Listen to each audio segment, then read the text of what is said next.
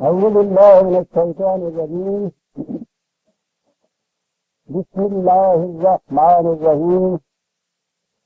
عزیزان من، آج جولائی 1973 کی پہلی تاریخ ہے اور درس قرآن کریم کا آغاز سورہ التوبہ کی 111 آیت سے ہو رہا ہے.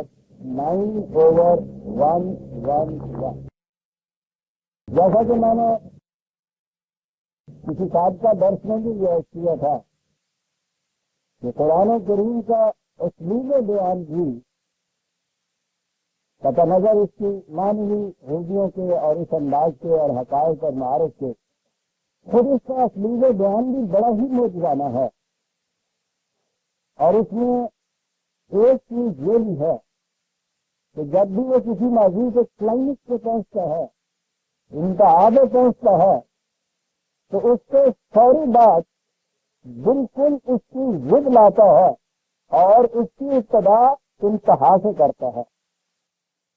لکھنے والے حضرات جانتے ہیں کہ یہ انداز کس قدر مؤثر ہوتا ہے، دل میں اتر جانے والا ہوتا ہے، نگاہوں کو روشنی بخشنے والا ہوتا ہے، مطالب کو کس طرح واضح کرتا ہے بائی کنٹراسٹ. جیسا کہ آپ کو معلوم ہے، پچھلی 2 صورتوں سے جنگ کے سلسلے میں مسلسل بیان چلا آتا ہے منافقین کا، یعنی ان لوگوں کا کہ جو دین کو مذہب کی سطح پہ رکھ کے وہاں تک تو بالکل ٹھیک چلتے ہیں کہ اس میں نہ کوئی خطرہ ہوتا ہے، نہ کوئی ایثار و قربانی ہوتی ہے، زبانی دعوے ہوتے ہیں، کچھ الفاظ جن کو دہرا دیا، کچھ حرکات و سکنات جن کے ادا کرنے کے بعد مطمئن ہو گئے کہ مذہب کا فریضہ ادا ہو جاتا ہے.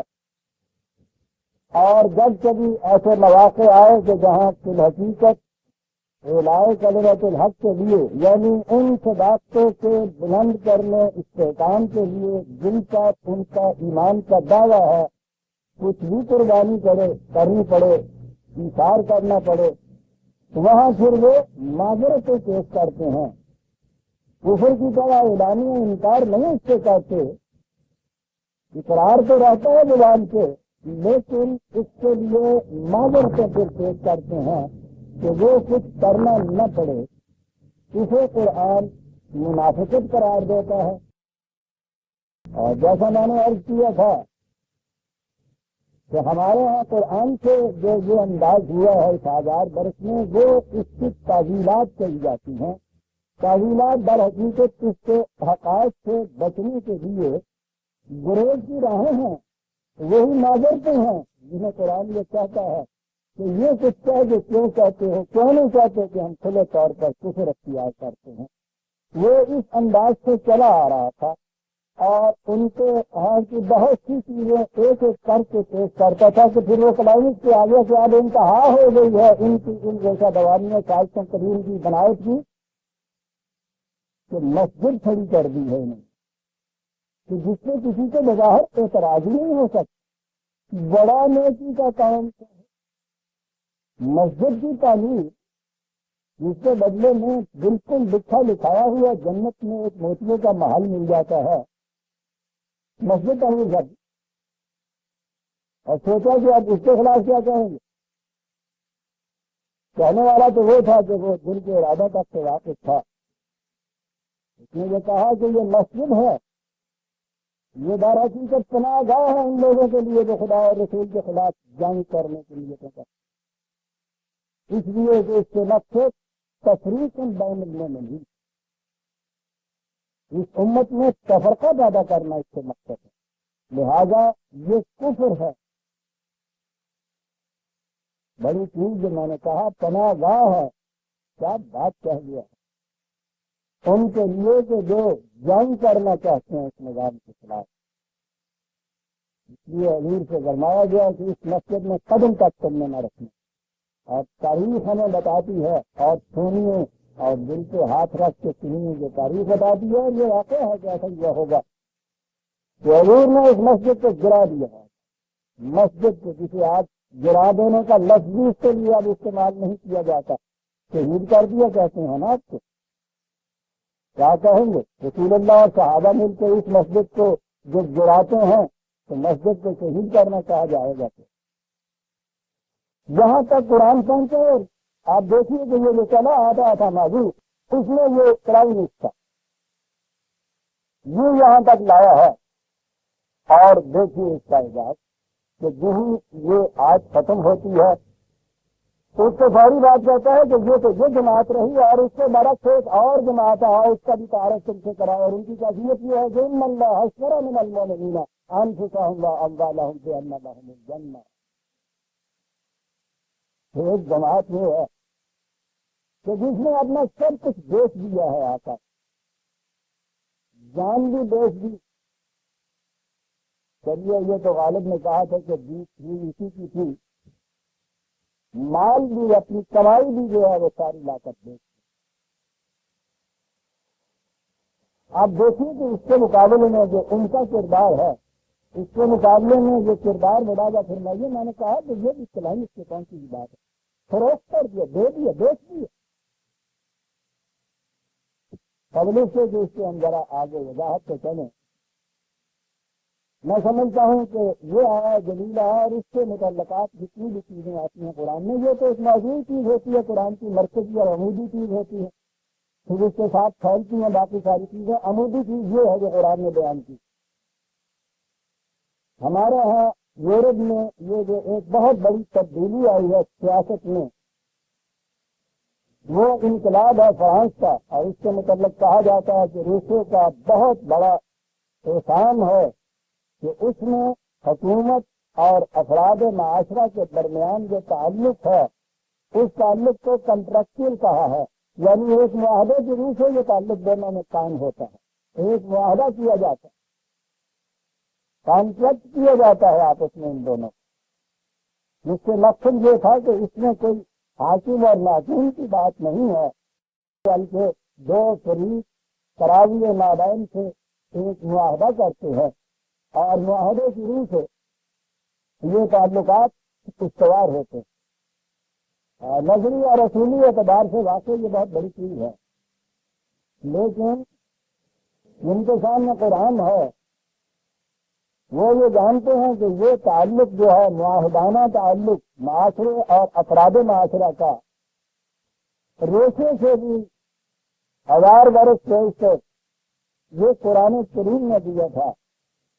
جب یہ کہا تھا کہ ان اللہ اشترى من المؤمنین انفسهم واموالهم بان لهم الجنہ، یہ ایک معاہدہ ہے، برابر کے شریک ہیں، وہ کچھ بیچتا ہے یہ کچھ خریدتا ہے.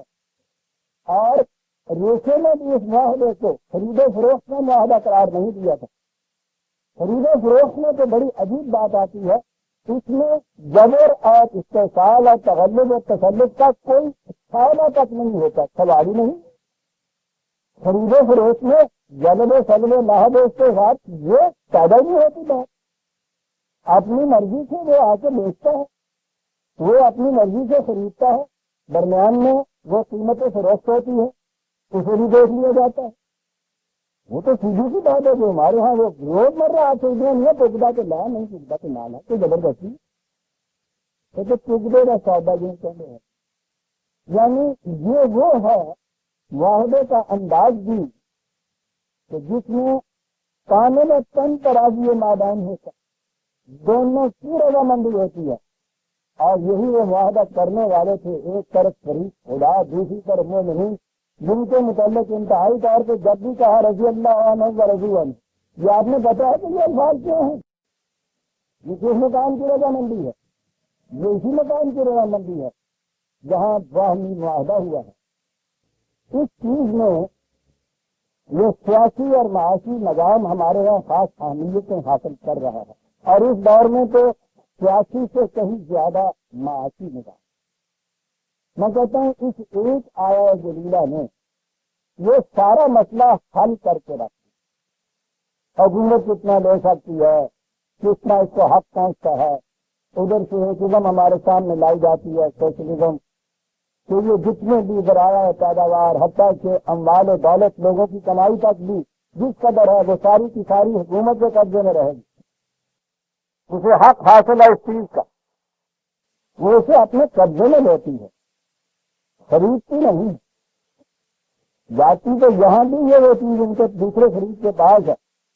ایک چیز کا فروخت کے اعتبار سے یا خرید کے اعتبار سے کسی خرید کے پاس آنا، اسی چیز کا چھین لینے سے کسی کے پاس آنا، آپ جانتے ہیں اس میں کتنا فرق ہے؟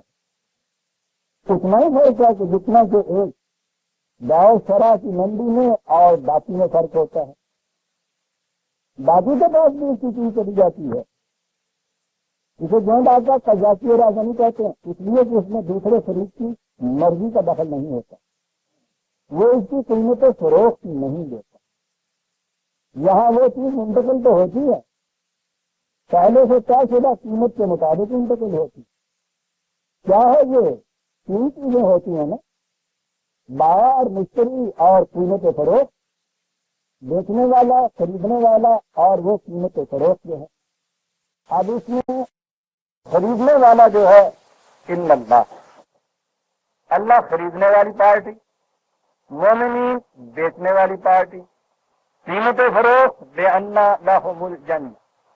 یہ الجنہ کہہ کے قرآن نے یہ اتنی بڑی جامعیت اس کے اندر وہ لے آیا ہے کہ سب کچھ آ گیا، ادھر بھی سب کچھ ہے، جان اور مال، اس کے بعد تو کچھ باقی رہتا نہیں، اور اس کو ذرا پھیلائیے تو آ جائے گا کہ ہر وہ شاید جو واحدی طور پر ملی ہے فطرت کی طرف سے اسے جان اور جان سے متعلقات یا سب وہ چیزیں جن سے جان قائم رہتی ہے انسان کی، وہ اس میں سب چیزیں آ جاتی ہیں۔ یہ واحدی طور پہ ملتا ہے اور اقتصادی طور پہ جو کچھ بھی انسان کماتا ہے دنیا میں اسے مال کہا جاتا ہے۔ تو گویا ایک فرد کی ذاتی اور اقتصادی صلاحیتیں اور ان کا محاسب یہ سب کچھ، باقی یہاں بھی کچھ نہیں آتا، اور ادھر سے جو اس کے مقابلے میں ملتا ہے وہ الجنہ۔ اب قرآن کریم میں آپ دیکھیے الجنہ کی تفاصیل، اس میں سے کچھ نہیں آ جاتا۔ انسان کسی سے پوچھئے انتہا یہ ہوتی ہے، چہرے والوں کی بھی مانگنے والوں کی بھی انتہا یہ ہوتی ہے کہ صاحب وہاں جو مانگو گے ملے گا، جو چاہو گے ہوگا، اس سے زیادہ تو کوئی نہ کوئی کہہ سکتا ہے نہ کوئی مانگ سکتا ہے، نہ ذہن میں بھی سوال پیدا ہو سکتا ہے کہ اس سے زیادہ بھی کچھ۔ قرآن کہتا ہے کہ ٹھیک ہے، اس کے اندر ما یشتہون ہوگا، جو کچھ بھی تمہاری آرزو اور خواہش ہوگی وہ ملے گا اس میں، تو انتہا ہو گئی اسی کا نام۔ آپ بھی سوچیے کہ اس کے بعد کچھ اور بھی کہا جا سکتا ہے، ذہن میں نہیں آ سکتا، اور وہ کہتا ہے کہ نہیں ولدینا مزید، اس سے بھی زیادہ کچھ ہم دیں۔ جو تم نے مانگا، جو تم نے کہا جیسا ہوں ہوتا وہ سارا کچھ ملا، پھر اس سے زیادہ کیا بات ہے قرآن؟ وہ کہتا ہے کہ انسان اس کے چاہنے کے پیمانے بڑے محدود ہیں، یہ انتہا درجے کا بھی کچھ مانگے گا تو اپنے پیمانے کے مطابق مانگے گا، اور ہمیں یہ معلوم ہے کہ اسے اس سے زیادہ کی بھی ضرورت ہے۔ والا جانا مزید اللہ عزیز عالمان سے اپنی کیت کرنے کی بات، کچھ کہنے کی بات ہے نہیں کہ کیا جاتا ہے قرآن، کہاں لے جاتا ہے کس مقام کی اوپر۔ الجنہ کوئی کم بات نہیں تھی، ما یشتہون بھی کوئی کم بات نہیں تھی، تو اس کے بعد کہتا ہے والا دینا نہیں، ہم اس سے بھی زیادہ یہ ہے وہ قیمت فروخت میں مل رہی ہے وہاں۔ کم از کم جہاں سے آغاز ہوتا ہے انسان کی طبعی زندگی کا، میں نے کہا ہے کہ یہ کم از کم ہے، یہ پسترین سطح ہے، خود اس کی طبعی زندگی جو ہے وہی کچھ حیوانی زندگی ہے، اس کی انسانی زندگی تو اس سے اونچی آئے گی، لیکن یہ جو اتنی زندگی ہے پسترین زندگی جسے کہا جاتا ہے، آج کے دور میں منتہا جو ہے وہ اس کے اوپر ختم ہوتا ہے۔ جتنے بھی آپ کے یہاں یہ معاشی نظام کہے جا رہے ہیں، جتنے کیا کہے جا رہے ہیں، یا وہ یہی سوشلزم ہے جس کی اگلی شکل کمیونزم آتی ہے، بہت بڑا احسان جو کیا جا رہا ہے وہ یہ کہ تمہاری طبعی فزیکل نیڈ جو ہے بنیادی ضروریات زندگی، روٹی کپڑا اور مکان جسے سنتا کے کہا جاتا ہے، تو اس میں وہ دے دیا جاتا ہے۔ قرآن کریم اسے تشریح سطح جو کہتا ہے، وہ کہتے ہیں یہ تو ضرورت ہے زندگی کی، یہ جسم کی پرورش نہایت ضروری ہے، لیکن اسے تو وہ کہتا ہے کہ یہاں سے تو انسانی زندگی کی ابتدا نہیں ہوتی، یہ تو وہ سمجھ لیجیے کہ نیچے وہ ایک کھڑے ہونے کے لیے ایک پتھر ہے جس سے یہ کھڑا ہوتا ہے، سواری کے لیے ایک گھوڑا ہے جس سے اس نے سفر کرنا ہے، اس سے زیادہ تو اس کی حیثیت کچھ نہیں ہے، لیکن جس نظام میں یا جس آرزو میں اسی کو انتہا قرار دیا جاتا ہے، قرآن یہ کہتا ہے کہ ملنا کفر تو سمجھتا ہونا والا سلیمہ کماتا کہ انعام، اگر یہ کھانے پینے تک ہی کہا ہے انسان کی تو وہ کہتا ہے کہ یہ تو حیوانی زندگی ہے، انسانی زندگی نہیں ہے، اور اسے وہ کفر کہتا ہے۔ یعنی ایمان یہاں سے شروع، ایمان تو انسانی زندگی سے شروع ہوگا نا، حیوان تو نہ مومن ہوتا ہے نہ کافر ہوتا ہے۔ اس نے کہا کہ یہ اس کے مقابلے میں جب انسان آئے گا تو چونکہ یہاں تقابل ہو جائے گا کفر اور ایمان کا، اس لیے کہا کہ یہ کفر کی زندگی ہے۔ لیکن میں نے عرض کیا ہے کہ یہ بہرحال ایک ضرورت ہے انسان کی طبی زندگی کی نشو و نما کے لیے جو کچھ چاہیے، یہ جسے آئی جنہ کہا ہے، اندازہ لگائیے قرآن کا، وہ یہاں سے ابتدا اس کی کرتا ہے۔ جنت آدم جنت کی ابتدائی اسٹیج کی زندگی ہے، اور اس نے یہ کہا ہے کہ مشہور آیت کہ انا لکا اللہ تجیہ فیہا ولا تعرا و اللہ کا لا تجمع فیہا ولا تضحا، 20/118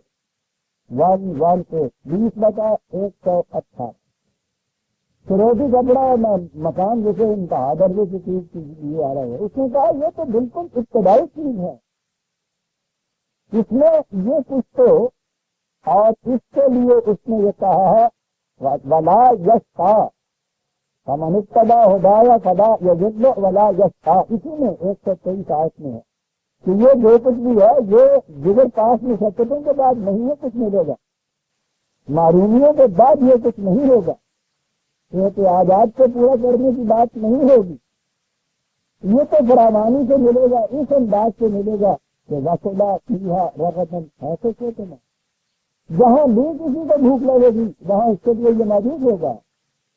دیکھا راجستھان کتنی بڑی بات پیدا کر دی، یہاں کوئی اسم بھی آپ لے لیجیے معاشیات کا جسے اب انتہائی احسان بتایا جا رہا ہے، کس قدر جگر پاس اور دل سوز مشقتیں ہیں جن کے بعد ابھی تو وہ ان کے یہاں آئی نہیں اسٹیج جس میں اس کے بعد اس کی ضمانت دے دی گئی، یہ اس کی ضمانت ابھی تک ان کا عزم کوئی نہیں دے سکا، وہ ضمانت جس میں قرآن نے کہا تھا کہ اعلان کر دو کہ نہ مرضوں کو کموائی ہوں، تمہاری یا تمہارے بچوں کی رزق کی ذمہ داری ہمارے اوپر ہے، کوئی نظام ان کا، کوئی مملکت ان کی، کوئی حکومت، کوئی باقی کسی قسم کی سوشلزم، کوئی کمیونزم ابھی یہ اعلان نہیں کر سکتا، نہ وہ اس قابل ہے۔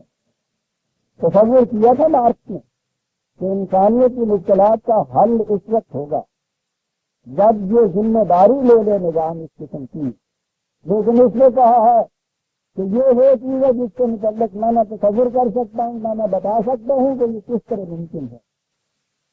اس کی پارٹی کے افراد نے اس سے کچھ گفتگو کرنی چاہیے کہ اس کے متعلق کوئی ڈسکس تو کریں، اس نے روک دیا کہ ڈسکشن اس کے اوپر کچھ نہ کرے، اس لیے کہ ہمارے پاس وہ مٹیریل ہی نہیں جس سے ہم اس کا جواب دے سکیں۔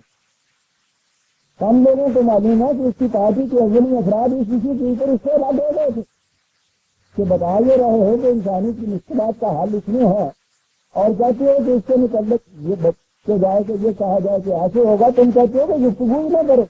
اس نے کہا ٹھیک، جس بات کا جواب ہم نے تو کسی کے پاس نہیں، اس سے گفتگو کرنا بڑا مضر ہوگا۔ مسئلہ یہ رہا ہے کہ جن نظاموں کو یہ کہتے ہیں کہ انتہا ہے کامت کا معاشیات میں، ان نظاموں کی یہ کیفیت ہے کہ وہ اس چیز کی ضمانت کوئی نہیں ہم نے دیتا، یہ ہے جو یہ کہہ رہا ہے، ضمانت دیتا ہے چھاتی پہ ہاتھ رکھ کے، نہ نرد کو کموائی ہم دیں گے تمہیں، تمہاری اولاد کے لیے ہم ذمہ دار ہیں، اس لیے کہ ہم نے اس جو قیمت فروخت مقرر کی تھی اس میں کیا دیا تھا کہ الجنہ تمہارا دیا جائے۔ میں نے کہا یہ تو بالکل نقطہ آغاز اور تشریح سطح ہے، اور انتہائی چیز تو میں کہہ رہا ہوں کہ جب وہ آیت ہمارے سامنے آئی تو پھر اور کچھ کہنے کی ضرورت نہیں ہے، کہ جو چاہے کہ وہ ملے گا اور اس سے بھی زیادہ ملے گا۔ تو حیوانی زندگی کی تو سطح یہیں تک تھی، اور یہ تو اس نے پہلے فکرے میں ختم کر دی، اور اس کے بعد انسانیت کی زندگی شروع ہوئی، اور اس کے لیے تو پوچھو نہیں کہ کیا کیا ضرورتیں ہوتی ہیں، کیا کیا تقاضے ہوتے ہیں۔ ایک ایک ان میں سے پورا ہوگا اور اس سے بھی زیادہ۔ یہ ہے عزیزان من جو قیمت فروخت دی گئی۔ میں نے عرض کیا ہے کہ اگر اس قیمت کی تفصیل میں جائیں تو ہمیں قرآن سے الجنہ کا پورا نقشہ سامنے لانا ہوگا، اس کے لیے تو وقت نہیں ہے۔ جن سامنے آتی جائیں گی تفاصیل، ہم ان کو دیکھتے چلے جائیں گے، لیکن کام از کم جو میں نے عرض کیا ہے وہ تو یہاں سے نقطۂ آغاز ہے، جو انتہائی نقطہ ہے آج آپ کے ہاں کے معاشی نظام کے تصورات کا، عمل کا نہیں، وہ اس کا نقطۂ آغاز ہے۔ یہ ہے وہ الجنہ، وہ قیمت جو ادا کی جا رہی ہے، اس کے بدلے میں یہ جو سودا ہوا بتایا گیا ان کے متعلق یہ یقاتلون فی سبیل اللہ فیقتلون ویقتلون، انتہا ہے نا جان دے دینے کی، مال تو بہت پیچھے رہ جاتا ہے۔ اس بلند ترین مقصد کے لیے میدان جنگ میں جانا ہوگا تو وہ سر ہٹا کے خریدنے کو لے کے نکل آئے، پھر یا تو فاتح و منصور واپس لا دیں گے یا کہیں اپنا سر دے دیں گے۔ یہ جو ہم نے کہا ہے کہ اس کے مقابلے میں ان کو الجنہ ملے گی، نئی بات نہیں ہے۔ وعدن علیہ حق فی التوراۃ والانجیل والقرآن، وعدن علیہ، خدا کے اوپر یہ واجب ہے۔ یہ علیہ دیکھیے کتنے زور کا ہے، یہ وعدہ ہے۔ اور ابھی آتا ہے ومن اوفی بعہدہ من اللہ، خدا سے زیادہ وعدے کا پورا کرنے والا کون ہے؟ اور عزیزان ایمان یہاں تک قرآن اس بات میں یہ کہہ گیا ہے ان وعد اللہ کان مسئولا، سمجھانے کے لیے کہ اگر بفرض محال تو وعدہ پورا نہ ہو جائے، ہو سکے تو اس کی باز پرس کی جا سکتی ہے۔ یہاں ابھی تک آج کے ہے ان چیزوں کو جسٹیسیبل بھی نہیں قرار دیا جائے کہ نہ ملنے کی صورت، اول تو ملنے کی ضمانت ہی نہیں ہے، نہ ملنے کی صورت میں یہ کہ کہیں کوئی دروازہ ہے جو کھٹکھٹایا جائے کہ صاحب یہ جو پوچھتا ہم تو وہ دیکھ چکے اور دیکھ کے ہم نے ان کے حوالے بھی کر دیے، ان کی پوزیشن میں بھی آ گیا، اور اس کے مقابل میں جو کہا گیا تھا کہ ہم اس کو دیں گے وہ نہیں دیتے، کوئی دروازہ تک نہیں۔ وہ یہ کہ خدا کا وعدہ ہے، اس کے متعلق پہلے تو یہ کہا گیا ہے کہ وہ لا یخلف المیعاد، وہ کبھی وعدہ خلافی نہیں کرے گا۔ اس سے زیادہ وعدے کا پورے کرنے والا اور کون ہے؟ بالکل ٹھیک ہے، ایمان ہے ہمارا۔ اور یہ کہتی ہے کہ اگر وہ ورثے میں حال یہ نہ وعدہ پورا ہو، مسئول ہے وہ اس کے لیے، وعدہ ایسا ہے۔ اور کہا یہ کہ یہ تو نئی چیز نہیں ہے، مومن جہاں بھی آیا ہے، تاریخ کے کسی دور میں آیا ہے، کسی زمانے میں آیا ہے، کسی مقام پہ بھی آیا ہے، اس کے اور اس کے خدا کے درمیان یہ معاملہ ہمیشہ سے چلا آ رہا ہے۔ انجیل میں بھی یہ بات تھی، تورات میں بھی یہ کچھ کہا تھا، اس قرآن میں بھی ہم نے یہ کہا ہے، اس کے اوپر یہ وعدہ واجب ہے اس کا پورا کرنا خدا کے لیے۔ اور جب یہ ہو گیا کہ اتنی بڑی چیز وہ تمہیں اس کے بدلے میں دے رہا ہے، اور وہ دینے والا ایسا وعدہ تم سے کر رہا ہے، تو سوچیے تو صحیح کہ اس سے بڑی کوئی چیز اور خوشخبری کی نصیب جا فضا بھی ہوگی۔ اس لیے کہا فَاسْتَبْشِرُوا بِبَيْعِكُمُ الَّذِي بَایَعْتُم بِهِ، وہ اس سودے کے اوپر خوشیاں مناؤ، جشن مناؤ، کتنا سستا سودا رہا تمہارے پاس۔ یاد ہوگا کہ مجھے وہ یاد آیا کرتا اس مقام پہ ہمیشہ، مولانا جانی نے جو یوسف زلیخا لکھی ہے تو اس نے یہ چیز کہی، جب زلیخا نے وہ محبوب جا نواز جس کے انتظار میں اس نے راتوں کو جاگ جاگ کے کاٹا تھا، لکھتا ہوا ملا، جو قیمت بھی مانگی انہوں نے سوداگروں نے اس غلام کی، وہ اس نے ادا کیا، ادا کب تک کی۔ اس کے بعد جب آئی ہے تو سہیلیوں نے پوچھا کہ کیا سودا کر رہا ہے، کیا عجیب انداز میں بات اس نے یہ کہی ہے جانی نے۔ اس نے ان سے کہا کہ براہم چند دادم جاؤ خریدا، میں نے کچھ سکے دیے اس کو اور اس کے معاوضے میں جان خریدی، تعال اللہ چہا ارضا خریدا، اللہ کی قسم کے 30 80 خریدی ہے میں نے۔ کہاں سے لیا تھا جانی نے یہ؟ فَاسْتَبْشِرُوا بِبَيْعِكُمُ الَّذِي بَایَعْتُم بِهِ، جاؤ مسرت کے جشن مناؤ، کہو تعال اللہ چہا ارضا خریدا، کتنا سستا خرید لیا میں نے۔ وَذَلِكَ هُوَ الْفَوْزُ الْعَظِيمُ، بہت بڑی اچیومنٹ ہے، یہ برابری کا ہی سودا نہیں ہے، یہ خرید کر لے جانے والا اسے اچیومنٹ کہا ہے۔ اچیومنٹ تو بڑی چیز ہوتی ہے، آپ جانتے ہیں فوج بھی فوج العظیم کتنی بڑی چیز ہے جو خرید کے لے آتا ہے مومن۔ آپ نے دیکھا کہ وہ جو پیچھے سے کلائمیکس منافقین کا چلا آ رہا تھا کہ کہیں 4 پیسے بھی دینے پڑ گئے ہیں تو اس کے لیے 1000 قسم کی ترجیحات و تعویلات ہوتی آ رہی ہیں، گریز کی راہیں تلاش رہا ہے، جان جا رہی ہے۔ وہاں تک پہنچنے کے بعد دوسری طرف ایک جماعت کہی کہنے کہ یہ ہوتی ہے جماعت مومنین کی، جن کی کیفیت یہ ہے کہ جان تک دے آتے ہیں اور اس سے خوشیاں مناتے ہیں کہ کتنا سستا سودا تھا جس کو ہم دے دے آئے۔ یہاں ایک چیز آتی ہے ہمارے سامنے کہ عام طور پہ لوگوں کے زبانوں پہ یہ الفاظ ہوتے ہیں کہ یہ سب کچھ اللہ تعالیٰ کا ہی ہے، حقیقت میں صاحب یہ تو مالک تو وہی ہے، مالک حقیقی وہی ہے۔ اور پھر وہ جو میں کہا کرتا ہوں، آپ دیکھیں گے عام طور پہ مکانوں کے باہر ایک ٹیبلٹ لگی ہوئی ہوتی ہے کہ دار حقیقت مالک ہر شاہ خدا ای امانت نزد چند روزہ نزد ماس، ای امانت چند روزہ نزد ماس، دار حقیقت مالک ہر شاہ خدا، مالک تو وہی ہے، مالک اس کا یہ میرے پاس چند روزہ امانت ہے اس کی۔ اول تو یہ چند روزہ جو ہوتی ہے ساری عمر ہوتی ہے، مرنے کے بعد بھی لکھ کے دیا جاتا ہے اور چند روزہ، پھر یہ ہوتی ہے اس کی مالک کی، ساری عمر کبھی اس مالک سے پوچھتا تک نہیں ہے، خود جی چاہے وہ آپ رہے، کرائے پہ دے دے، فروخت کر دے، ڈھالے اس کو، آگ لگا دے، جو جی میں آئے کرتا چلا جائے، یہ امانت ہے اس کے پاس۔ یہ کیوں ایسا کہا بھی جاتا ہے؟ اس لیے کہ یہ یقین ہے کہ نہ اس میں کبھی آنا ہے نہ یہ دینے پڑنی ہے۔ اگر کبھی ذرا سا بھی اس کا اعتماد ہونا کہ شاید کسی وقت وہ مالک آ نکلے، جو اتنا عرصہ ہو گیا ہے، گم تو ہو گیا ہے، کہیں لاپتہ ہے، معلوم تو نہیں، لیکن اعتماد بھی ہو کہ آ نکلے، دستاویزیں پھاڑ دے آدمی مکر ہی جائے، لیکن یہاں یہ یقین کامل ہے کہ اس نے آنا ہی نہیں ہے۔ تو جب یہ یقین کامل ہو تو یہ اس شاعری کرنے میں پھر بات کیا ہے کہ صاحب یہ تو اس کی ملکیت ہے، ہمارے پاس یہ چند دن کے لیے امانت ہے صاحب۔ اسے مذہب کہتے ہیں عزیزان من، کہ جب کوئی بات نظری عقیدے تک رہے اور وہ عمل میں کبھی نہ آنی ہو، جان بھی اس کی، مال بھی اس کا، سب کچھ اسی کا ہے، کائنات میں زمین سے آسمان تک سب کچھ اس کا۔ البتہ انفرادی ملکیتیں جو ہے ان کو چھینا نہیں جاتا، خدا بھی ان کو نہیں لے سکتا، تقدس ہے انفرادی ملکیت کا۔ آپ دیکھتے ہیں یہ مناسبت کہاں تک کی ہے، کس سہارے قائم ہے؟ وہ جو میں نے پہلے کہا کہ جسے قرآن نے ان کے آزار باردہ کہا ہے، اس قسم کی معذر پہ کہا ہے، چلمنی قسم کی وہ تعویلات جو آپ کے یہاں آ جاتی ہیں مذہبی، شریعت حقہ کی روح سے یہ اسلام میں یہ چیز آئی ہے، قرآن کا نام نہیں لیں گے کیونکہ یہ دستاویز ہے، یہ تو سامنے رکھی جا سکے، اس کی روح سے نہیں، اسلام کی روح سے آج تک کوئی بتا ہی نہیں سکا کہ وہ ہے کیا۔ اسی کی روح سے ایک ہی نہیں کہ ایک وقت میں ایک کے نزدیک یہ چیز دوسرے کے نزدیک، وہ تو ہر وقت بھی ہم دیکھتے ہیں، ایک ہی کے نزدیک ایک وقت میں یہ چیز کے ساتھ انفرادی ملکیت سے کسی قسم کی حد بندی اسلام کی روح سے نہ جائے، دوسرے ہی وقت میں یہ چیز کے ساتھ انفرادی ملکیت کی، زمین کی انفرادی ملکیت کے اوپر 100 150 ایکڑ کی حد لگانا، یہ شریعت بھی عین مطابق، وہ بھی عین مطابق، یہ بھی عین مطابق، ٹھیک کہتے چلے جائیے۔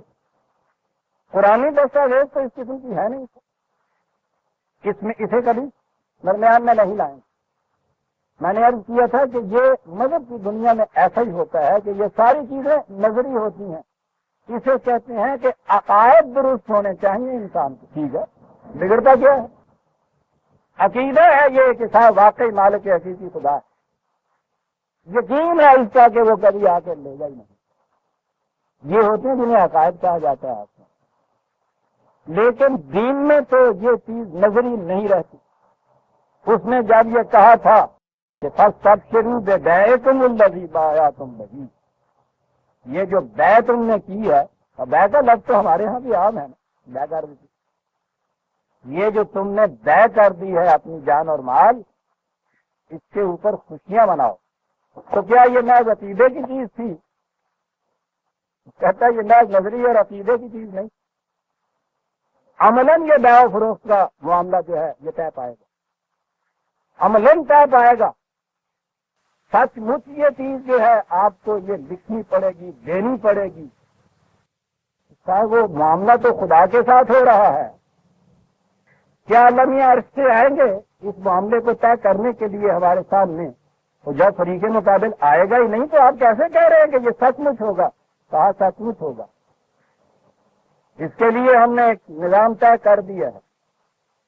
یہ جتنی ذمہ داریاں ہم لیتے ہیں ان کو پورا کرنے کے لیے، جتنی چیزیں خریدتے ہیں ان کو اپنے تحویل میں اور قبضے میں لینے کے لیے، ان کی قیمت فروخت ادا کرنے کے لیے، یہ نظری اور اعتقادی چیز نہیں ہے، یہ عملی چیز ہے۔ یہی کہتے ہو نا کہ خدا خود نہیں آتا۔ اس نے کہا کہ تمہارے تو عام معاملات میں بھی ضروری نہیں ہے کہ وہ مشتری خود ہی وہاں حاضر ہو، اس کا وکیل سب کچھ کر دیا کرتا ہے۔ ہوتے ہیں نا معاملے کے طے، یہاں ان معاملات کے لیے بھی خدا کے بہاف سے کچھ کرنے والا موجود، اور وہ سب سے پہلا جو تھا وہ رسول تھا صلی اللہ علیہ وسلم۔ دیکھیے اس چیز کو کس انداز میں قرآن نے بات واضح کر دی۔ بیع کا لفظ یہاں موجود ہے، یہی بیع آئی ہے آگے بھی ایک جگہ 48/10 48/10۔ کہا یہ بیع و شرع کا معاملہ ان جماعت مومنین میں اور خدا کے درمیان طے پانا تھا نا۔ کہا یہ دیکھیے طے پا رہا ہے، سب طے پا رہا ہے تو پھر خدا تو نہیں ہے یہاں، کس طرح طے پا رہا ہے؟ کہا ان الذین یبایعونک انما یبایعون اللہ۔ اے رسول، یہ جو تمہارے ساتھ بیع کا معاملہ کر رہے ہیں یہ در حقیقت خدا کے ساتھ کر رہے ہیں۔ بیع و شرع کے اندر اب بھی آپ دیکھیں گے دستاویزات کے معاملے تو بعد میں جا کے آتے ہیں، اور اصل میں تو ابھی زیادہ ضرورت پڑی ہے، اس سے بیشتر اعتماد ہوتا تھا ایک دوسرے کے اوپر۔ تو آپ کو پتا ہے کہ اس کے لیے ایک علامت ہوتی تھی کہ طے ہوا بھائی، اس نے طے کیا، ہاتھ لیا، یہ ہوتا تھا نا یہ انداز، یہ باہمی معاہدے کا یہ انداز ہوتا ہے، ہاتھ لا، ٹھیک ہے، بالکل ٹھیک ہے۔ کہا یہ کہ ید اللہ فوق ایدیہم، اس بیع کے معاملے کے اندر یہ جو ہاتھ لاؤ والی بات ہے، نیچے تو ان کا ہاتھ ہے، بظاہر اوپر تمہارا ہاتھ ہے، تمہارا نہیں، ید اللہ فوق ایدیہم، خدا کا ہاتھ ہے ان کے ہاتھ کے اوپر۔ فمن نکث فانما ینکث علی نفسہ، ان سے کہہ دو کہ جو معاہدے سے پھر جائے گا اس کا نقصان اسی کو اٹھانا پڑے گا، حالانکہ خریدار کو بھی تو نقصان ہوتا ہے۔ تو کہتا ہے ہمارا اس میں کچھ نقصان نہیں ہے، اسی کو اس کا نقصان اٹھانا پڑے گا۔ ومن اوفی بما عاہد علیہ اللہ، یہ دیکھیے کو آگئی بات، اور جو اس معاہدے کو پورا کرے گا، یہ معاہدہ پھر کہا ہے اللہ کا معاہدہ جو اس کے ساتھ ہوا، فسیؤتی ہے اجرا عظیما، اس کو بہت بڑا اس کا بدلہ اور صلہ ملے گا۔ میں نے کہا یہ ہے کہ معاہدہ پھر خدا کا کہا گیا، لیکن یہ نظری اور اعتقادی چیز نہیں رہی، یہ ایک عملی چیز ہو گئی، اور یہ ہے عزیزان من دین کی سیاست کا نقطۂ مقصد۔ اس میں اطاعت بھی خدا کی ہوتی ہے، اس میں فروخت بھی خدا کے ہاتھوں دی جاتی ہے، قیمت بھی خدا ہی ادا کرتا ہے، معاوضہ بھی وہی کرتا ہے، لیکن نظری اور ذہنی کی حیثیت سے نہیں، یہ اس کا نمائندہ ہوتا ہے یہاں جو اس کے بہاف پہ یہ سب کچھ کر رہا ہو، اور وہ اس کی شہادت دیتا ہے کہ یہ ہمارا صحیح نمائندہ ہے، تمہارے ہاتھ پہ اس کا ہاتھ نہیں ہمارا ہاتھ، سچی بات ہو گئی۔ اب آ گیا وہ تھی در حقیقت مالک ہر شے خدا، آ گیا وہ مالک محسوس شکل میں یہاں آ گیا۔ اب آپ نہیں کہہ سکتے کہ پتہ نہیں صاحب آئے یا نہ آئے، موجود ہے، جس وقت جی چاہے جتنا جی چاہے اپنی امانت میں سے وہ طلب کر، لیکن بات دوسری طرف بھی ہے کہ یہ تو آ گیا دینے والا، اس نے جو وعدہ کیا تھا دینے کا الجنہ، یہ کون پورا کرے گا؟ وہ کہتا ہے یہ پورا کرے، یہاں ون وے ٹریفک تو ہے نہیں کہ ہم یہ کہیں کہ جو کوئی دینا ہے وہ تو دے دو، ان کو دے دیجئے، اور ان سے جب آپ کہیں کہ صاحب اس کے بدلے میں وہ قیمت بھی تو کیجیے، تو وہ یہ کہے کہ جاؤ اپنے اللہ کو جا کے لاؤ. سوال نہیں ہے، اسے یہ پورا کرنا ہوگا.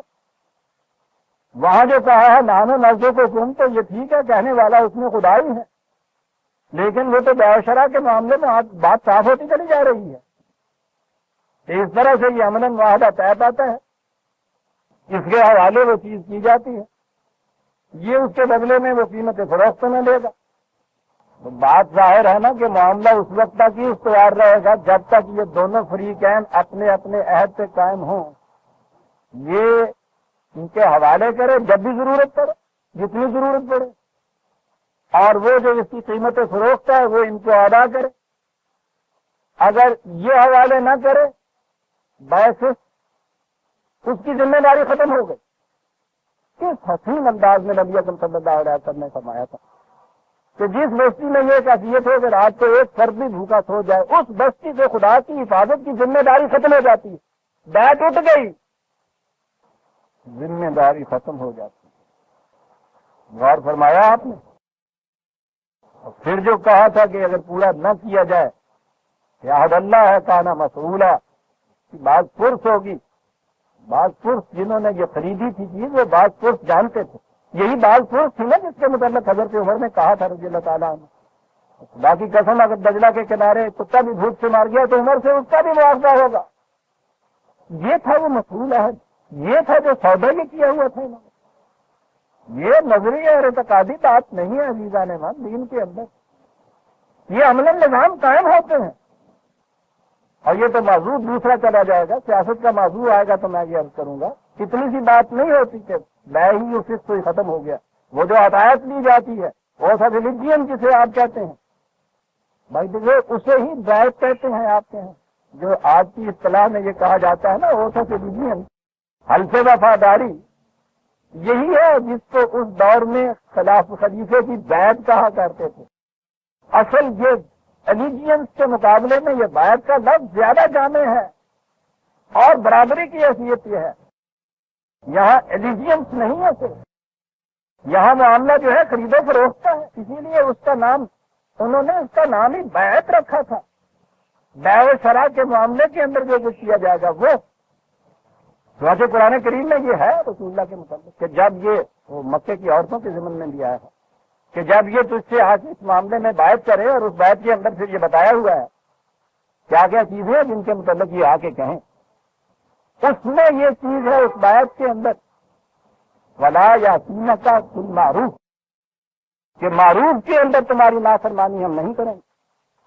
بڑی بات دور کی چلی جائے گی. اطاعت معروف کے اندر، اور المعروف وہ ہر وہ شے جسے قرآن صحیح ریکگنائز کرتا ہے، لفظی ترجمہ اس کا ہو گیا، صحیح تسلیم کرتا ہے جسے قرآن، وہ المعروف اطاعت اس میں ہے.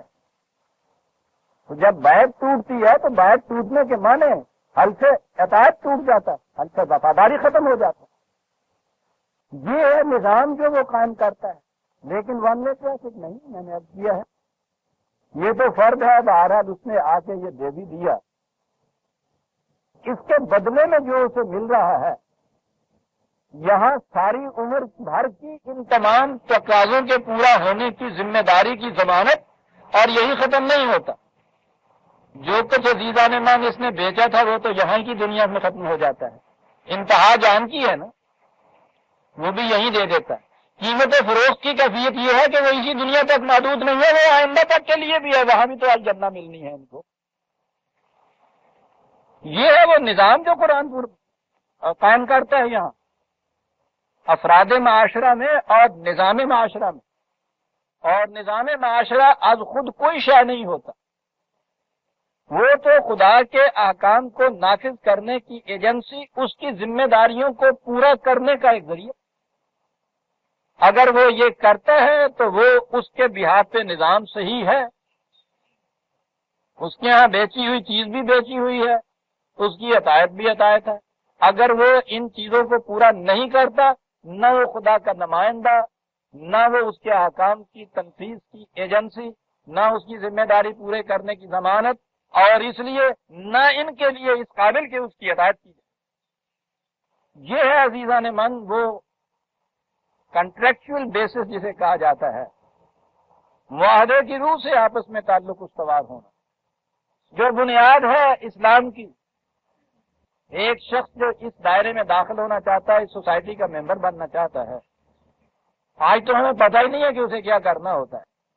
جیسا کہ کئی دفعہ میں نے کہا ہم نے تو کچھ کیا ہی نہیں ہے۔ جو غیر مسلم بھی یہاں داخل ہونا چاہتا ہے اس سے وہ کچھ کلمے پڑھاتے ہیں، بس اتنے سے یہاں اس سوسائٹی کا ممبر بننے کے لیے یہ ہے ایک معاہدہ، یہ ہے ایک معاملہ کاروبار کا، بیع و شراء کا، یہ معاہدہ کرنا پڑتا ہے، پھر وہ اس سوسائٹی کا ممبر بنتا ہے۔ لیکن سوسائٹی بھی تو وہ ہو جو دوسری طرف سے یہ ضمانت دے۔ یہ جو اس قسم کی ضمانت دینے والا نظام ہے اسے کہتے ہیں اسلامی مملکت۔ یہ جو اس طرح سے یہ معاہدے میں انٹر انٹو اس میں داخل ہوتا ہے اسے کہتے ہیں مسلم یا مومن۔ یہ سارا نظام مل کے اسلام کہلاتا ہے۔ یہ عزیزان من آیا جلیلہ و عروۃ الوثقی، بنیادی پتھر اس پورے نظام کا۔ اور جیسا میں نے عرض کیا، میں ذہنی اور نظری اور اعتقادی شے نہیں ہے، عملی چیز۔ آپ نے دیکھا کہ ادھر سے منافقین کا ذکر کرنے کے بعد جو قرآن لایا ہے اسی کلائمیکس کے اوپر انتہا پہ لے آیا ہے اس جماعت کو کہ جس کی یہ کیفیت ہے۔ پہلی چیز ان کے متعلق یہ کہی کہ فَيَقْتُلُونَ وَيُقْتَلُونَ، اور یہ بھی انتہا کی چیز ہے، درمیان کی چیزیں نہیں لایا، انتہا کی چیز لایا ہے کہ کیفیت یہ ہے کہ جو ہی اس کی ضرورت پڑی سربا کر میدان میں آ گئے۔ پھر تیسری شکل ہے ہی نہیں اس میں کہ جان بچا کے بھاگ آئے، سرنڈر کر دیا، دشمن کے ساتھ مل گئے۔ دو ہی صورتیں ہیں، یقتلون و یقتلون، یا فاتح منصور واپس لوٹے یا وہاں جان دے کے آئے۔ ذالک هو الفوز العظیم۔ یہ ایک صفت گنائی ہے ان کی معاہدے میں ایک فریق بننے والوں کی جنہوں نے اس دستاویز پہ دستخط کیے ہیں کہ ان کی کیفیت پھر یہ ہوتی ہے، اور اس کی صفات ان کی عزیزان من۔ مومنین کی صفات کے لیے تو ویسے سارا قرآن آپ جہاں جہاں دیکھیں گے، جہاں قرآن یہ کہے گا کہ تم یہ کرو تم یہ نہ کرو، وہ بھی مومنین کی صفات ہیں، کیونکہ مومن ہے ہی وہ کہ جو وہ کہتا ہے کرو وہ کرتے ہیں، جس سے وہ کہتا ہے رکو وہ رکتے ہیں۔ اور بعض آیات ایسی ہیں کہ جن میں بتایا بھی گیا ہے کہ یہ پھر جماعت کیسی ہوتی ہے تاکہ ان کے پہچاننے میں دقت نہ رہے۔ یہاں پہلی چیز یہ ہوئی کہ اس معاہدے پہ وہ دستخط کرتے، بیع و شراء کا معاملہ اور کاروبار طے کرتے ہیں۔ پھر انتہائی شکل ان کی یہ ہے کہ جب جان تک دینی پڑے تو اسے لے کے حاضر ہو جاتے ہیں۔ اور راستے میں بتایا التائبون العابدون الحامدون السائحون الراکعون الساجدون الآمرون بالمعروف والناہون عن المنکر، ساری بات یہ والحافظون لحدود اللہ۔ کیا ہوا، کیا جماعت! التائبون انسانی تو ہیں، کسی مقام کے اوپر فیصلہ کرنے میں کچھ غلطی ہو سکتی ہے اجتہادی ان سے، ارادتاً معصیت کا تو سوال نہیں پیدا ہو سکتا، غلطی ہو سکتی ہے، غلطی ہو جاتی ہے تو پھر اس کے اوپر چلے ہی نہیں جاتے، اڑے ہی نہیں رہتے، اور پھر اپنا ہی نہیں ہے۔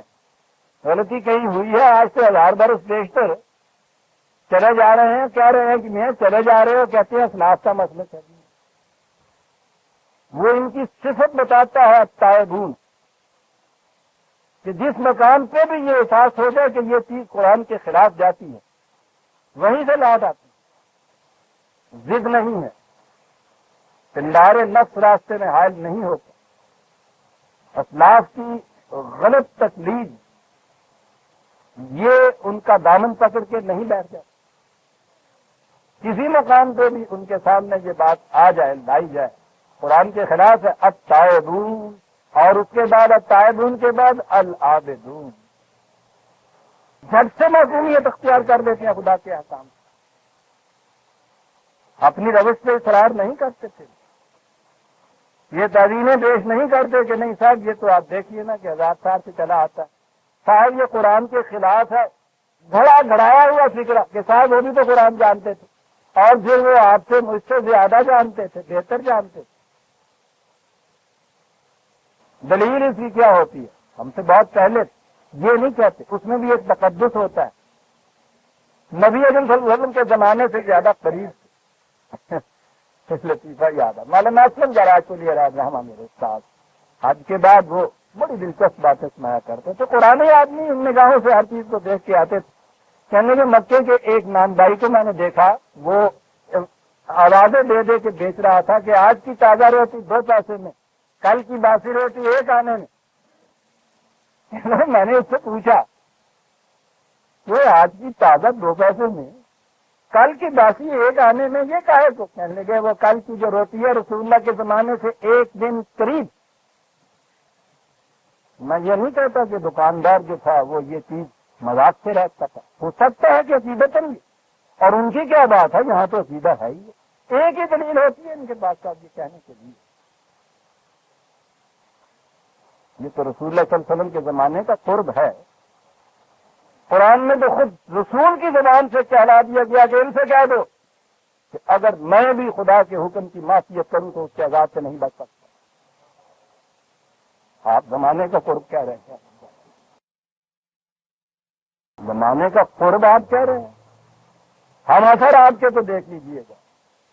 عزیز ترین اپنے چچا یہ ابو جہل اور ابو جہل ابو لہب پورے قریش کی وہ جماعتیں جو 7 سال تک میدان جنگ میں آ کے مخالفت کرتی رہی، مخالفت کے اندر یہاں سے انہوں نے جان دے دی اور آئے نہیں اس طرح. ان سے زیادہ قریب تر بھی کوئی ہو سکتا ہے اس زمانے سے؟ یہاں تو سوال ہی نہیں. یہ قرب و ووٹ تو نہ زمانی ہے نہ مکانی ہے. قرب و ووٹ تو ان خصوصیات کبریٰ کا ہے جو اس ذات کے اندر تھی، یا اس قرآن کی تعلیم کا ہے جو ہمارے پاس موجود ہے. لہذا تائبون، جہاں یہ ذرا سا بھی معلوم ہوا کہ ہاں صاحب یہ غلط بات، فوراً ادھر سے ہٹے تو العابدون، جھکے ہوئے اطاعت گزار اس کے احکام کے سامنے جھکنے والے. الحامدون، بڑی چیز ہے. اب یہ الفاظ وہ ہے کہ ایک ایک لفظ بھی اس کے لیے اکتفا نہیں کر سکتا تھا.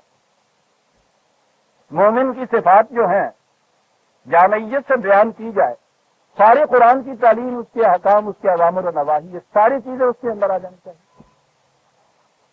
وہ تو ایک چلتا پھرتا ہوا مرکز محسوس جو ہے قرآن کا، وہ مومن کو پیش کرتا ہے. الحامدون.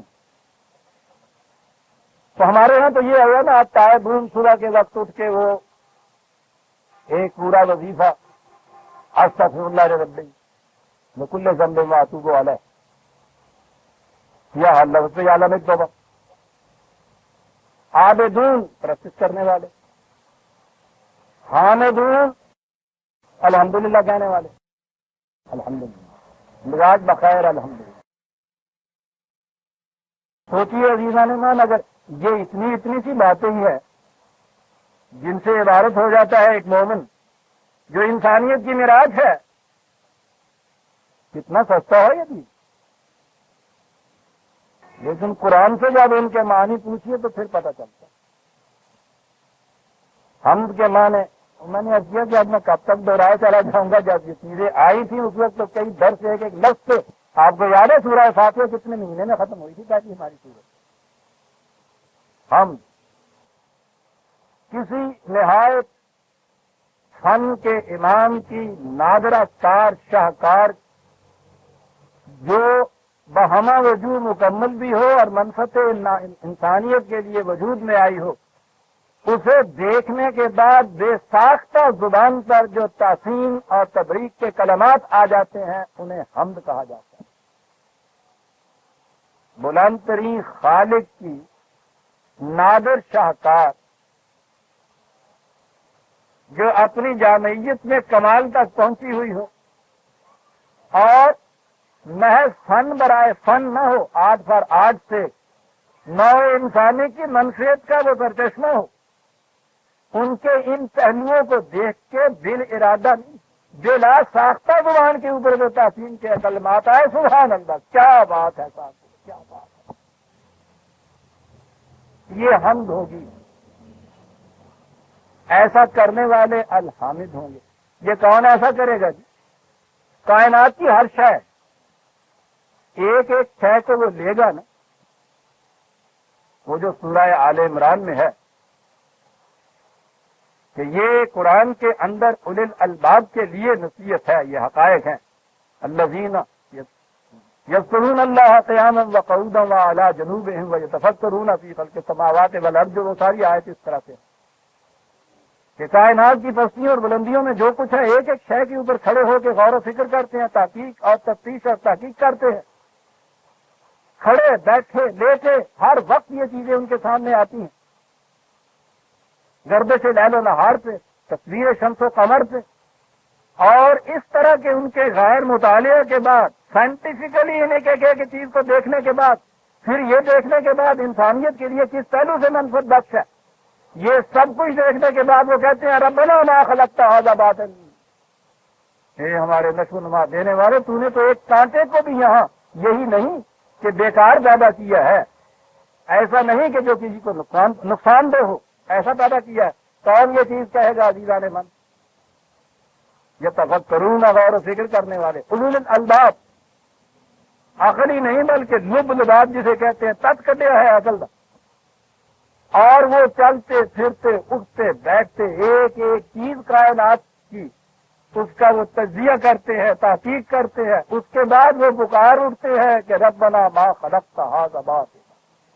یہ کرنے والا جو ہے وہ ہے الحامد، مومن کی صفت الحامد جہاں کہی گئی، الحامدون جی، اور ظاہر ہے کہ یہ تو بات گھر کے کمرے میں یا اپنے وہ ریاض کے حجرے میں بیٹھے ہوئے تو یہ بات نہیں ہو سکے گی، یہ تو اشیاء کائنات پر غور و فکر کی بات ہے۔ کہا سائحون، سیر و تفریح کرنے والے، سیاحت یہیں سے ہے نا، الحامد تو ہوا ہی نہیں جا سکتا جب تک یہ وہ سائحون والی بات نہ ہو۔ اب ان غور و فکر کرنے والوں کی بھی دو جماعتیں ہو جائیں گی۔ یہ سارا کچھ مغرب کے انداز نگاہ یا فلسفہ زندگی کے ماتحت کرنے کے بعد ہر چیز کے متعلق کہ ہر چیز میٹیریل، ہر چیز ہے، آٹومیٹیکلی کچھ ہوتا چلا جا رہا ہے صاحب۔ اس کائنات کے پیچھے نہ کوئی پلان ہے، نہ کوئی ایسا خالق ہے، نہ کوئی اس قسم کی وزڈم ہے، یہ کسی طرح سے ہنگامی طور پہ وجود میں آ گیا ہے۔ ایک دفعہ کسی نے چابی دے دی ہے اس گھڑی کو، یہ چلی جا رہی ہے، بس اس کے بعد اور کچھ نہیں ہے۔ وہ اس کے اوپر پہنچتے ہیں، اس نگاہ کے اوپر۔ ان کے نزدیک یہ قوانین صرف باہر کی کائنات سے ہے، انسانوں کی زندگی کے متعلق کوئی اس قسم کا قوانین نہیں ہے۔ وہاں انہیں یا اپنے جذبات کے تابع رہنا پڑے گا یا نظام مملکت کی زیادہ سے زیادہ اتباع کریں گے۔ یہ جو ہیں تائبون اور عابدون اور حامدون اور یہ سائحون، یہ الراکعون الساجدون، جھکنے والے۔ ویسے تو ان دونوں ہی لفظوں کے معنی رکوع اور سجدہ کے معنی جھکنے والے ہیں، قوانین کے سامنے سر تسلیم خم کرنے والے، لیکن جس طرح سے کہ ان کا یہ تجسیمی پہلو جو ہے، یہ پریکٹیکل یا فزیکل جو سمبل ہے نا ہمارے یہاں رکوع اور سجدے کا، یہ معنویت اس کے اندر ہے۔ ابتدائی دور کے اندر جب یہ نظام ابھی کام ہوتا ہے، اور یہ نظام کی جماعت بھی جو ہے ابتدائی دور میں ہوتی ہے، مکمل ترین شکل کے اندر ابھی وجود میں نہیں آیا ہوتا، یہ حافظ ہوتے ہیں اس کے اندر، جھکنا بھی ابھی اتنا ہی ممکن ہوتا ہے جتنا رکوع میں جھکنا ممکن ہوتا ہے، اور جب یہ نظام انتہائی شکل میں پہنچتا ہے تو یہ جھکاؤ سجدے کا کی شکل اختیار کر لیتا ہے۔ زندگی کے ہر شعبے میں، حیات کے ہر سانس کے اندر، اور یہ رکوع اور سجدہ دونوں کے اندر دل کی رضامندی اس کے اندر شامل ہوتی ہے۔ وہ تو لفظ عطایت میں شامل ہوتی ہے، ان کے اندر شامل کیوں نہیں ہوگی؟ قوانین خداوندی کے سامنے اس انداز سے جھکنے والے، چلیے یہاں تک سارا کچھ جو شاید یہ نظر آتا تھا انفرادی چیز ہے، ٹھیک ہے، تائب ہے، عابد ہے، حامد ہے، سائے ہے، راکع ہے، ساجد ہے، یہ چیزیں تو نظر آتا ہے کہ انفرادی چیز ہے، دین تو انفرادی ہے ہی نہیں تھا۔ یہ سارا کچھ کرنے والے پھر ان پہ ایک ذمہ داری عائد ہوتی ہے، الامرون بالمعروف والناہون عن المنکر۔ اپنی ذات تک یہ کچھ کرنے کے بعد آگے یہ بات آتی ہے، پھر یہ دنیا میں قرآن کے جو معروفات ہیں ان کا عامر، ان کا حکم دینے والے، واز کہنے والے نہیں، ان کا حکم کرنے والے، جو چیزیں اس کے خلاف جاتی ہیں ناہون، ان کو روکنے والے۔ اس کے لیے تو عزیزان من اقتدار کی ضرورت ہے، اور جو لفظ تمکن میں کہہ رہا تھا اس کی ضرورت ہے تو قرآن کا لفظ. قرآن نے یہ کہا ہے الذین ان مکناہم فی الارض اقاموا الصلاۃ وآتوا الزکاۃ وآمرون بالمعروف ونہی عن المنکر. یہ وہ لوگ ہیں کہ جب انہیں تمکن حاصل ہوگا دنیا میں، انہیں اقتدار ملے گا، اقامت صلاۃ کریں گے، ایتاء زکوٰۃ کریں گے، معروف کا حکم دیں گے، نہیں سے روکیں گے. تو امر بالمعروف اور نہیں منکر کے عن المنکر کے لیے تو تمکن فی الارض شرط قرآن نے قرار دے دی. اس لیے کہ آسانہ ہو تو کلیمی ہے کار بے بنیاد. وہاں مذہب بن کے رہ جاتا ہے، وہاں آپ پھر واضح نصیحت آپ کرتے ہیں، امر و نہیں وہاں نہیں ہوتا. یہ ایک نظام ہے. یہاں دیکھیے ترتیب کے لحاظ سے نظام کو قائم کرنے والے یہ لوگ ہیں جو پہلے اس معاہدے کے اندر آتے ہیں، جو پہلے سب کچھ اپنا اس نظام کے ہاتھوں بیچ دینے والے، جان بھی دینے والے، مال بھی دینے والے، ذاتی اعتبار سے ان صفات کے حامل لطائف العابد الحامد السائل، یہ ساری صفات جو گنائی گئی ہیں، سیرت اور کیریکٹر اس انداز کا. اور اس کے بعد پھر یہ امر بالمعروف اور نہیں عن المنکر کا فریضہ ادا کرنے والے اقتدار ہاتھ میں لے کر جامع طور پر والحافظون لحدود اللہ. سیدھی سی بات، جتنے بھی حدود یہاں مقرر کی ہے خدا نے ان کی حفاظت کرنے والے.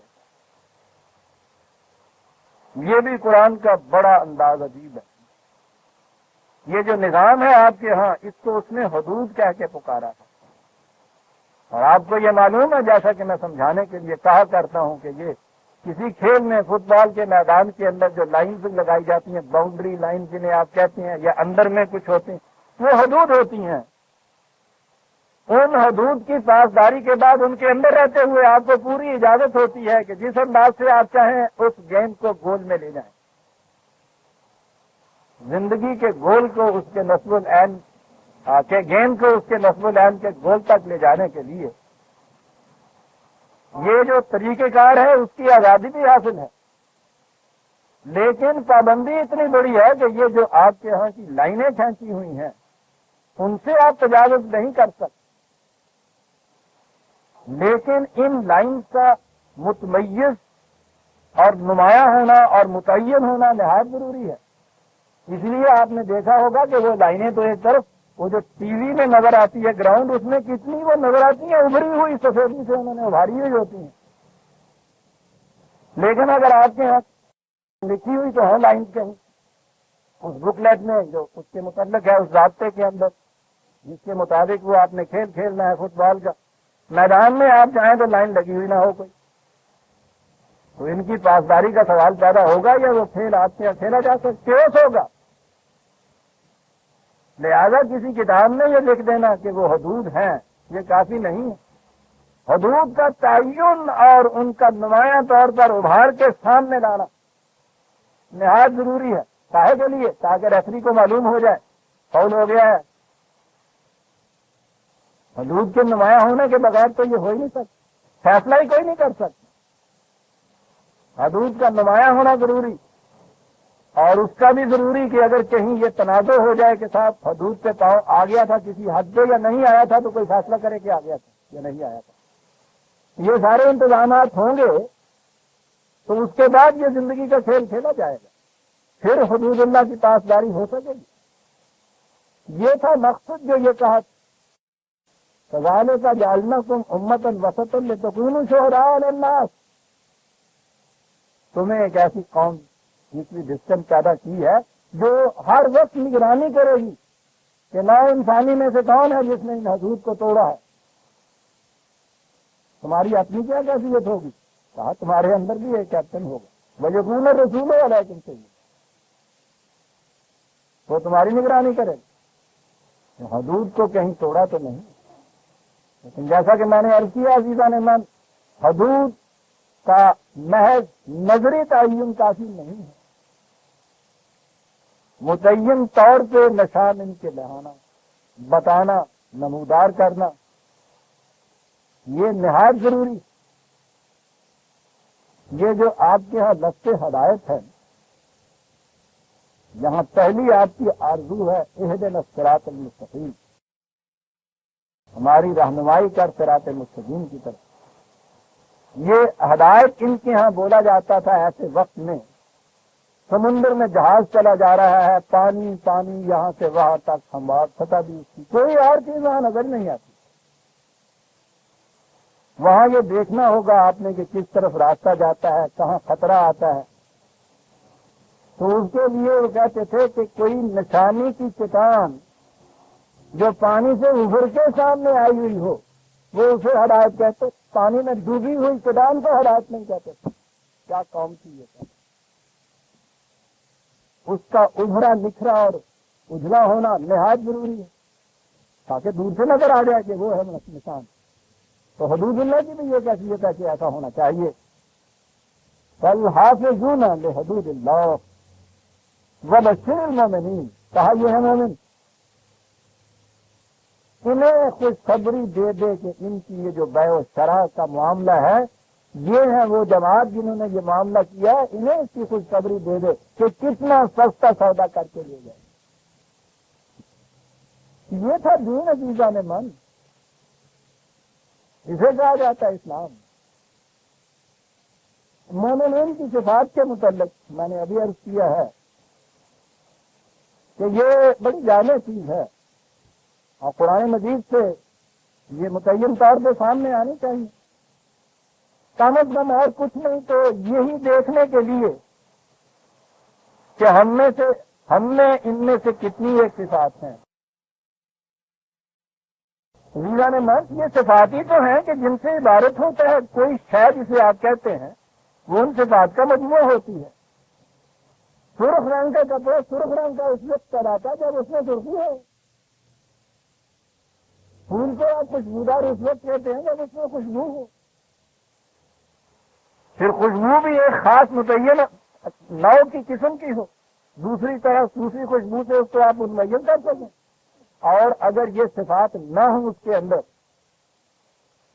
وہ صحیح نہیں رہتی۔ سرخ کپڑے میں سرخی نہیں ہوتی تو سرخ کپڑا نہیں رہتا۔ یہ صفات اگر اس کے اندر نہیں ہے تو وہ مومن نہیں رہ سکتا۔ مومنین کی صفات کے متعلق یعنی جیسا کیا ہے قرآن کریم میں، وہ سارا قرآن ہی انہیں صفات سے بھرا پڑا ہے، لیکن کچھ مقامات ایسے بھی ہیں جہاں اس میں جامعیت سے دو چار آیتوں کے اندر انہیں ویسے تو ارتکازن ہے، استفار کے ساتھ ہے، لیکن جامعیت سے ایک جگہ کچھ صفات بیان کر دی ہیں، پھر کچھ آیتیں ہیں جن کے اندر کچھ صفات اور بیان کرتی ہیں۔ ان آیات کو بھی اگر آپ اکٹھا کر لیں گے تو آپ کے سامنے مومن کا ایک مخصوص نقشہ آ جائے گا کہ وہ ان صفات کا حامل ہوتا ہے مومن۔ وقت بہت تھوڑا رہ گیا، لیکن چلیے اس کا ایک گوشہ تو سامنے لے لے۔ سورہ المومنون 23ویں سورت 23 شروع میں ہی بات آتی قد افلح المومنون، کامیاب اور خاص کام یہ ہوں گے مومن، ان کی کھیتیاں پکیں گی۔ مومنون کہا یہاں، اور آگے آئی الذین هم فی صلاتهم خاشعون والذین هم عن اللغو معرضون۔ بات پھر وہی آ گئی، ایک ایک لفظ تشریح طلب ہے، تشریح فرصت چاہتی ہے۔ وقت میں نے کہا آج کے درس کا ہی بہت کم ہے۔ فی صلاتہم خاشعون، صلاۃ، خشوع، کیا بیان کروں اور کتنے میں بیان کروں؟ بہرحال صلاۃ، وہ تمام منفلی فرائض جو مومن کے ذمے لگائے گئے ہیں وہ صلاۃ کے اندر آ جاتے ہیں۔ وہ سارے قوانین و اقدار کے جن کے پیچھے پیچھے چلنا ہوتا ہے وہ نظام صلاۃ کے اندر آ جاتے ہیں۔ ان کا اتباع ہے اور وہ مکینیکلی اتباع نہیں ہے، دل کے جھکاؤ کے ساتھ وہ ہونا چاہیے۔ دوسرے وقت میں یہ چیزیں آئیں گی تو میں عرض کروں گا کہ یہ خشوع اور خضوع اور خشیت باری تعالی، یہ جنہیں کہتے ہیں تقوی اور خوف، ان الفاظ کے معنی کیا ہیں؟ پھر بات سمجھ میں آتی ہے قرآن کیا کہہ گیا۔ بہرحال یا اتنا ہی، اس میں تو اتنا ہی میں کہہ کے آگے بڑھ جاتا ہوں۔ والذین هم عن اللغو معرضون، کیا بات ہے، لغو سے اعراض برتتے ہیں وہ، لغو ایک لفظ لے آئے، ہر بے نتیجہ بات، پہلی چیز ہر محمل کام، اور اگلی چیز یہ کہ ہر وہ بات کہ جو آپ کو اس صحیح راستے سے روکنے والی ہے۔ اگلی اسٹیج تو وہ آنی ہے جہاں انہوں نے اس کو، یہ ناحور انہوں نے ہونا ہے، روکنا ہے اس چیز سے، جہاں تک اپنا تعلق ہے، اور ابھی ان میں اس کا اقتدار تمکن نہیں ہے کہ ان کو اس طرح قانوناً اور اقتدار کے زور پہ روک سکیں۔ اپنے متعلق یہ کہا ہے مورزون، ایک طرف دامن بچا کے تو جا سکتے ہیں۔ اذا مرو لغو مرو کرامن، کیا بات ہے، جب کبھی ایسا ہوتا ہے کہ وہ لغویت ان کے سامنے کہیں آ جاتی ہے، نہایت شریفانہ انداز سے اس کے پاس سے گزر جاتے ہیں دامن بچاتے ہوئے۔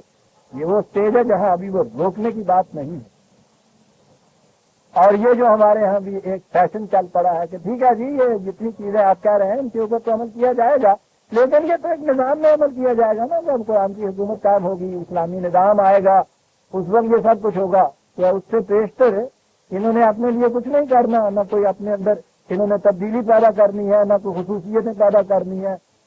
وہ نظام جو ہے پھر جن کے ہاتھوں سے آئے گا، یعنی جن میں ان میں سے کوئی صفت نہیں ہوگی، ان کے ہاتھوں سے وہ نظام وجود میں آ جائے گا۔ ملاحظہ کرنا عن اللغو معرضون والذین هم للزکاة فاعلون، عجیب الفاظ آتے ہیں۔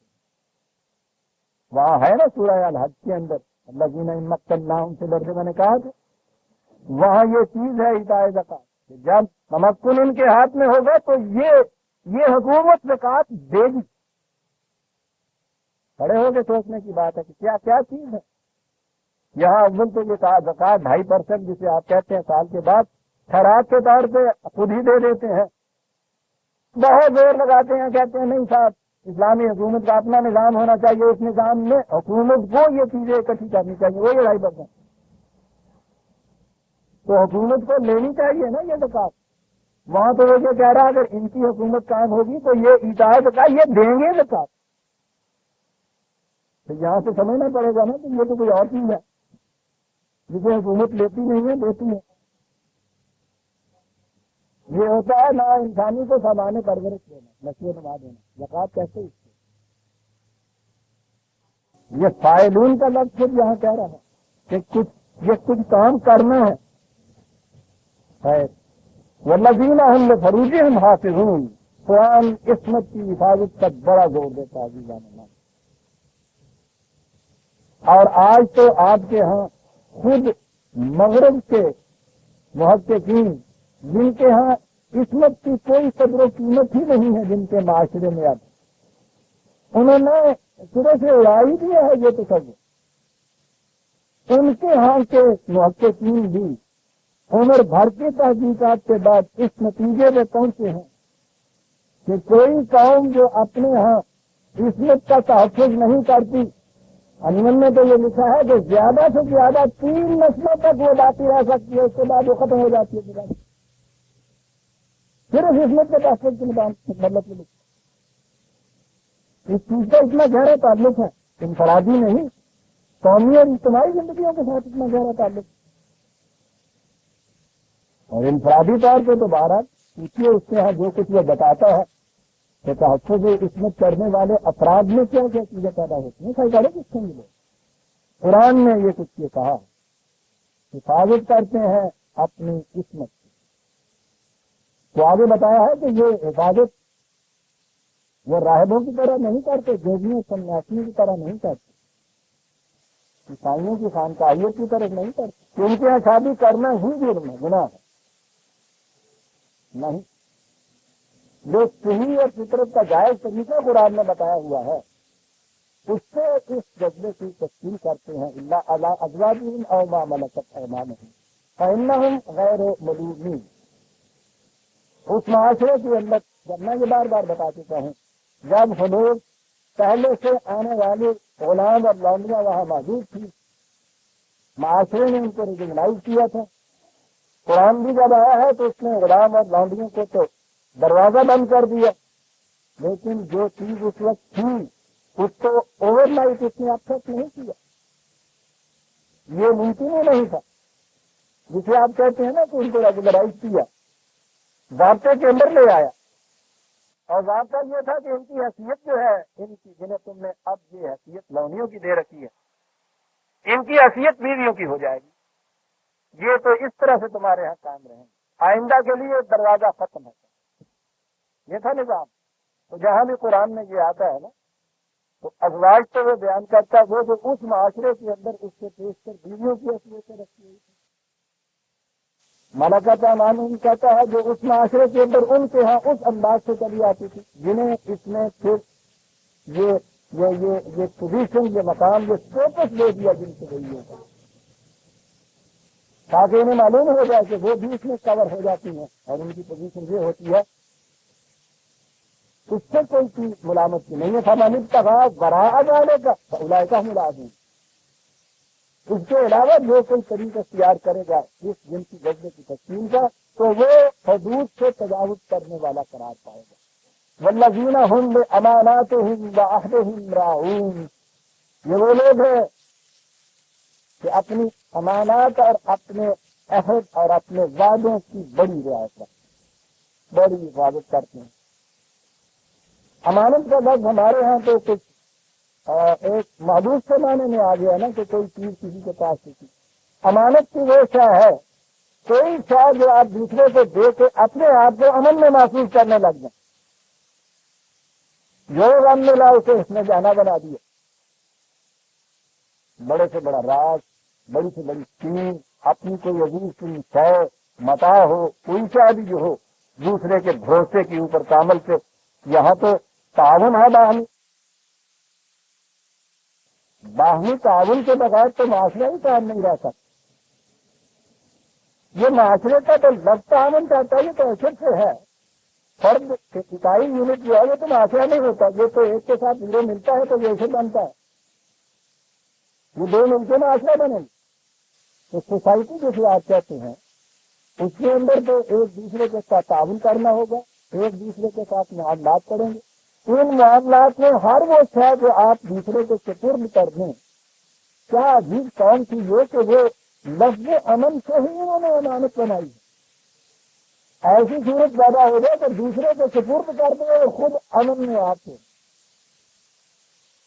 اب جس کو سپرد کی گئی ہے آپ سوچیے اس کے اوپر کتنی بڑی ذمہ داری عائد ہے، فریضہ ہے۔ مومن کی صفت یہ ہے کہ وہ پھر اس کی یاد جاتا ہے۔